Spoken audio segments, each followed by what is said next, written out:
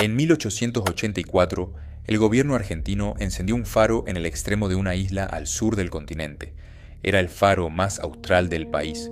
Tardaron meses en llegar hasta allí, y los primeros hombres que quedaron a cargo escribieron, en sus diarios, que el lugar los fue consumiendo despacio.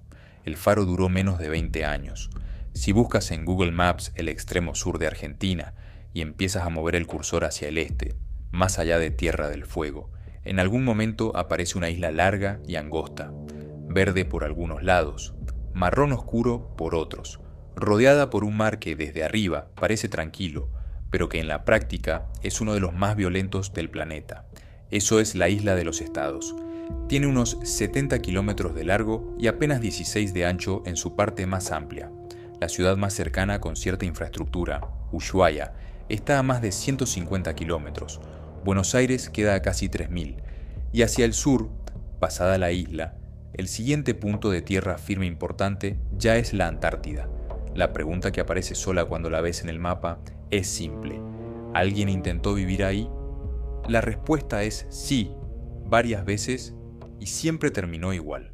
La isla fue avistada por primera vez por navegantes europeos en el siglo XVII, cuando los holandeses Jacob Lemaire y Willem Schouten pasaron por esa ruta buscando una vía alternativa al estrecho de Magallanes.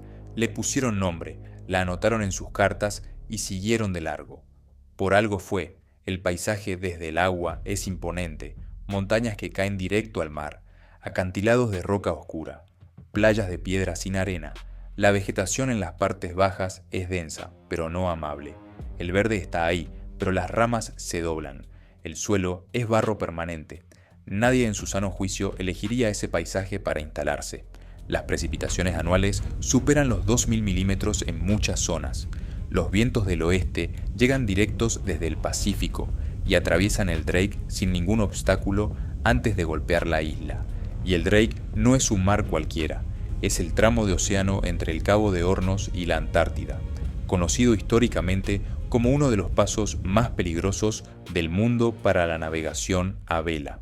Corrientes, icebergs desprendidos, tormentas que duran días. Muchos barcos que intentaron doblar el Cabo de Hornos terminaron destrozados contra las costas de la Isla de los Estados.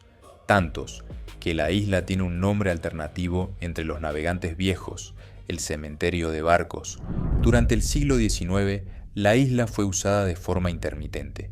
Cazadores de lobos marinos y elefantes marinos llegaban por temporadas, se instalaban en bahías protegidas, levantaban campamentos básicos y pasaban meses capturando animales. El trabajo era brutal, el frío constante, y cuando terminaba la temporada se iban, nadie se quedaba.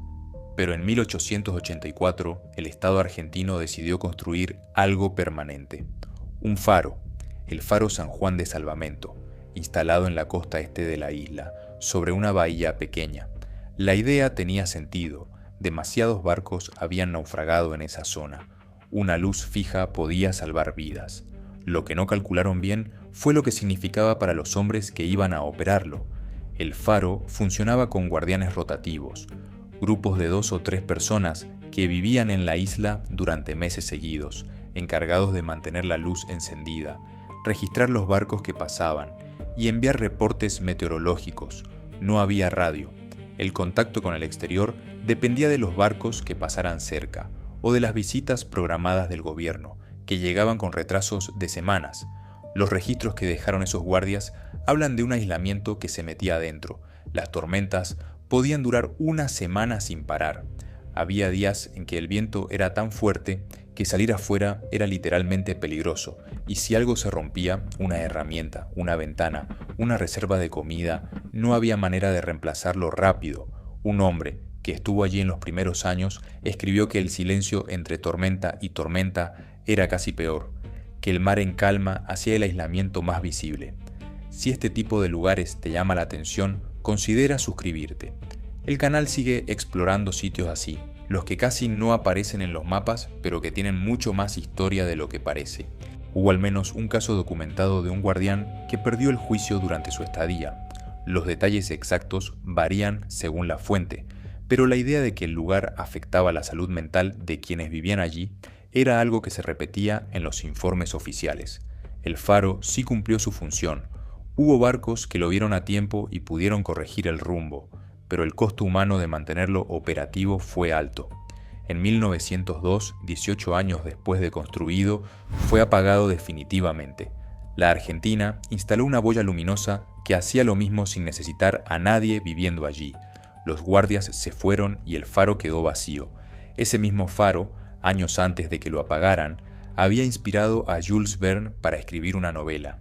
El faro del fin del mundo, publicada en 1905, cuenta la historia de 3 hombres a cargo de un faro, en el extremo sur de Argentina, que son atacados por piratas. Verne nunca estuvo en la isla. Pero algo de lo que había leído sobre el lugar, sobre su aislamiento, esa sensación de estar en el borde del mundo, le bastó para construir una historia. El siglo XX trajo intentos nuevos.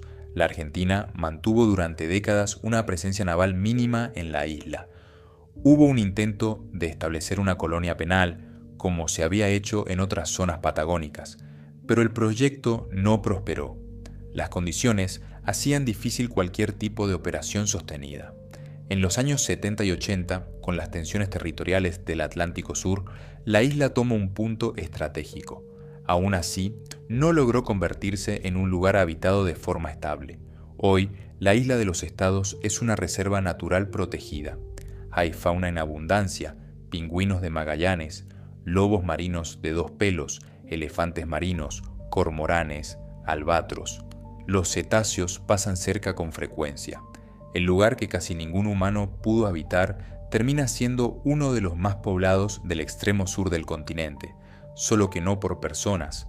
Hay una pequeña presencia permanente del Estado argentino, guardaparques o personal naval según el período, pero la isla no tiene población civil. Para visitarla hay que tramitar permisos y llegar en embarcación privada o en alguna de las pocas expediciones científicas que van hasta allí. El turismo convencional no existe. El faro San Juan de Salvamento fue restaurado parcialmente en los años 90. Ya no funciona como faro, pero sigue en pie. Una réplica fue construida en Ushuaia para los turistas que quieren verlo de cerca, sin cruzar el Drake. La réplica tiene más visitantes al año que el original en toda su historia de funcionamiento. En el lugar podemos encontrar una geografía extrema, animales que no existen en ningún otro punto del planeta, un mar que durante siglos fue la ruta más temida del mundo, y un faro que inspiró a uno de los escritores más leídos del siglo XIX. Pero cada vez que alguien intentó quedarse, el lugar les hizo entender que no era para ellos. La isla sigue ahí, en el mismo punto del mapa. El viento sigue llegando del oeste con la misma intensidad de siempre, y los pingüinos, que llevan miles de años en esa costa, probablemente no saben que alguna vez hubo hombres tratando de encender una luz para que otros hombres no murieran. Llevan miles de años sin saberlo. Ellos nunca necesitaron el faro.